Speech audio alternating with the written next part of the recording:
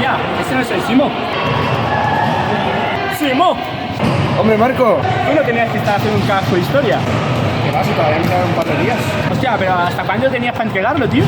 Pues no sé, creo que tenías como hasta el 10, a las 12. Pero Simo, oye, 10, ¿no? ¿Qué? ¡Corre, Simo, corre!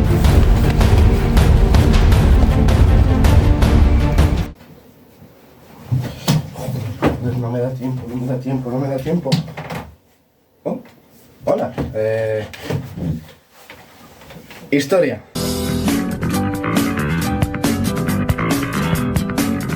Bueno, Víctor, te doy la bienvenida a mi exposición o trabajo de la historia de España. Obviamente, para contarte la historia hay que empezar desde el principio. Érase una vez el Paleolítico, ¿no? El Paleolítico es la primera y más larga etapa de la prehistoria, ya que va desde el 1.200.000 hasta el 5.000 a.C. Las sociedades paleolíticas no daban para mucho, la verdad, eran pequeñas tribus nómadas que se dedicaban básicamente a la caza y a la recolecta de frutas. A lo largo del Paleolítico podemos ver como tres etapas, que son el Paleolítico inferior, medio y superior. Y a lo largo de estas etapas han habido unas cuantas especies de homínidos, que son el Homo antecessor, Homo heidelbergensis, Homo neanderthalensis y Homo sapiens. En el Paleolítico superior es cuando se empiezan a ver las primeras manifestaciones de arte de parte de los homínidos. Con esto ya damos por terminado el Paleolítico. Lo movemos rápido porque, como has visto, estoy a 2 horas de tener que entregar esto. Después llega el Neolítico, que llegó hacia el 5000 a.C. Los seres humanos del Neolítico se dedican a la agricultura y a la ganadería, porque como ahora son sedentarios, pues necesitan cuidar de su ganado y de sus cultivos. Hacia el 3000 a.C. es cuando se introduce el metal. Hay unas cuantas etapas dentro de la edad de los metales, que se introduce hacia el 3000 a.C. Está la edad del cobre, que va desde el 3000 a.C. al 1700 a.C., la edad de bronce, que va desde el 1700 hasta el 1000 a.C., y la edad de hierro, que pues consta del primer milenio a.C. Pasamos al siguiente capítulo. Vamos a ir con los pueblos prerromanos, que pues como bien se sabe son pueblos que habitaban la península antes de que llegase el Imperio Romano. En primer lugar tenemos a los íberos, a los pueblos íberos que se situaban en torno al área levantina y prelitoral. Los pueblos íberos tenían rituales funerarios, de incineración, tenían su propia moneda, su economía se basaba en la agricultura y la ganadería. Luego estaban los tartésicos, de Tartesos, que se encontraban entre Huelva y Sevilla. Eran muy buenos en la navegación, destacaban por eso. Luego los pueblos celtas ocuparon las 2 mesetas de la península y el norte. Su economía se basa en la ganadería, tienen muy buenos conocimientos de la metalurgia. Y como son muy problemáticos, que son muy rebeldes, están como medio adolescentes, pues son súper difíciles de tratar, son muy difíciles de romanizar y son muy belicosos. Luego llegan los colonizadores que imponen su cultura hacia estas poblaciones. Empezamos con los fenicios, que llegaron hacia el año 1000 a.C. y fundaron sus primeras ciudades en el estrecho de Gibraltar para comerciar. Su principal fundación fue Gadir, Cádiz, a día de hoy. Aportaron la escritura y el torno alfarero. Llegaron los griegos hacia el siglo VIII a.C. y se dedicaron al comercio. Introdujeron el arado e innovaciones en la fabricación de tejido. Sus principales enclaves estaban en la costa catalana. Los cartagineses, por último, ocuparon las colonias fenicias de la península en el siglo VII a.C. Fundaron enclaves en Cartago Nova y Ebesus, que pues es Cartagena a día de hoy e Ibiza a día de hoy. Vamos a ir con de las partes más importantes de la historia, la colonización romana a la península ibérica. Básicamente los romanos lucharon contra los cartagineses en las primeras guerras púnicas por el control del Mediterráneo. Y después, en la segunda guerra púnica, es cuando se inicia la conquista de la península. En la primera etapa, los romanos conquistan el sur y el este peninsular. En la segunda etapa, que es donde se encuentra la toma de Numancia, los romanos conquistan el centro y el oeste de la península. También conquistan las Baleares y al final fue Augusto quien consiguió someter con grandes dificultades a estas tribus norteñas en las guerras cántabras. Y ahora vamos a ir con otra parte importante de la historia, los visigodos. Los visigodos llegaron a partir del siglo III, cuando el Imperio Romano estaba en decadencia. Básicamente el Imperio Imperio Romano, al estar súper flojo, entraron un montón de pueblos germánicos como los suevos, vándalos y alanos, y finalmente los visigodos, que cruzaron los Pirineos en el siglo V y se asentaron en Hispania hasta ser derrotados por mi tatarabuelo probablemente, en el 711. Impusieron su poder a la mayoría de la población hispano-romana y crearon un reino independiente con capital en Toledo. Bueno, llegamos a mi parte favorita, donde yo me luzco, donde estoy cómodo, donde me voy a explicar mi pasado, obviamente, guerrero, al Andalus. En el 711, los musulmanes entran en la península, aprovechando la debilidad del reino visigodo. En el 711, dirigidos por Tarik, los musulmanes aprovechan la debilidad del reino visigodo y entran por el estrecho para conquistar España. Fue en la batalla de Guadalete donde los musulmanes derrotaron al último rey visigodo, Rodrigo.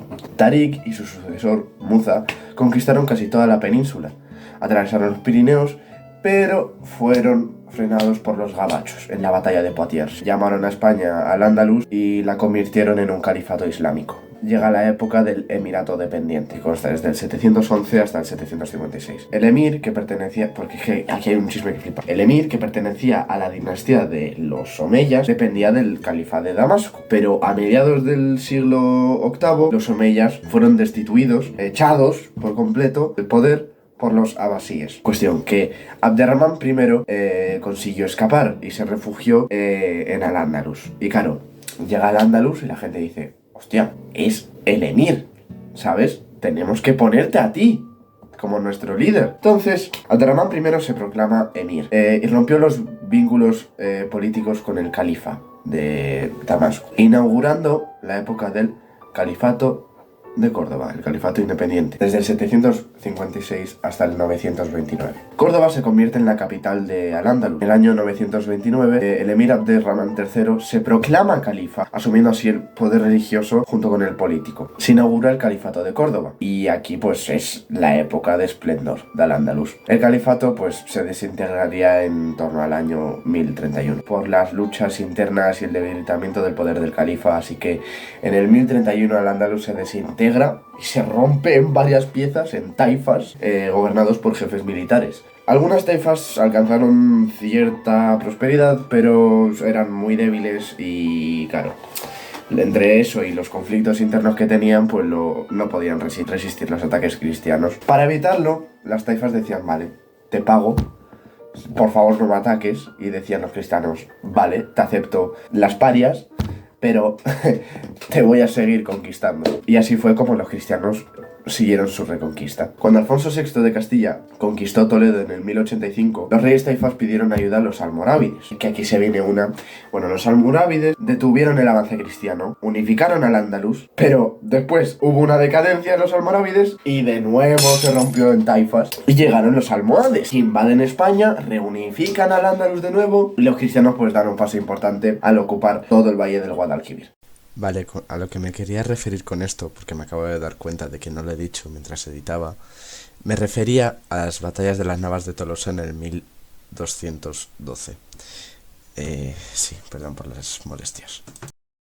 Solo quedaba como reino musulmán el reino de Granada. Bueno, el reino nazarí de Granada se mantuvo durante bastante tiempo gracias a los pactos, porque pues estaban en paz. También a la presencia escasa de minorías judías o cristianas, por lo que no le daba como motivo para conquistar, y también mantuvo gracias a un incremento de la población. A partir del siglo XV, Castilla fue conquistando algunas ciudades y finalmente los reyes católicos pactaron con el rey Boabdil la rendición que pues tuvo lugar a comienzos de 1492 y así fue como perdí.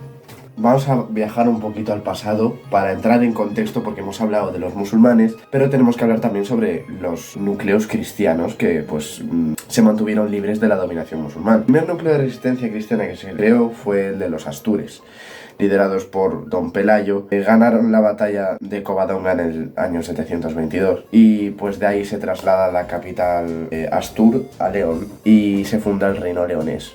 Como segundo núcleo, estos núcleos que luego llevaron a la conquista, los tenemos en los Pirineos, constituidos por tres focos principales que son el reino vascón de Pamplona, los condados del Pirineo Central, que son Sobarbe, Ribagorza y Aragón. También condados catalanes, que formaban parte de los carolingios, pero los carolingios dejaron tirados a los catalanes, por lo que fue en el siglo X cuando el conde de Barcelona Borrell declaró la independencia de estos y empezó a tirar más hacia los reinos cristianos. El condado de Barcelona se impone sobre el resto y se une con el reino de Aragón y forman la corona de Aragón. Y por último, vamos a hablar de la Reconquista. Esto ya es la parte final, lo siento si te ha encantado, pero ya va terminando y tengo que entregar el trabajo.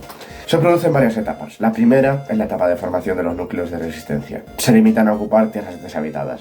Luego la segunda es la etapa de expansión. Aprovechando la caída del califato en el siglo XI, se conquistó el Valle del Tajo y en el siglo XI el Valle del Ebro. Se conquista la zona de Extremadura, el Valle del Guadalquivir y Murcia por parte de Castilla. Mientras tanto, el Reino de Aragón conquista Valencia y Baleares. Y por último, la tercera y última fase de la Reconquista, que pues va desde el siglo XIV hasta el siglo XV, se completa la Reconquista con la conquista del Reino de Granada y la rendición de Boabdil. Y bueno, espero que te haya gustado el trabajo. Sé que está hecho muy mal, deprisa y corriendo, pero yo creo que es bueno ser original. Y bueno, ya no sé mucho más que decir. Espero te haya gustado y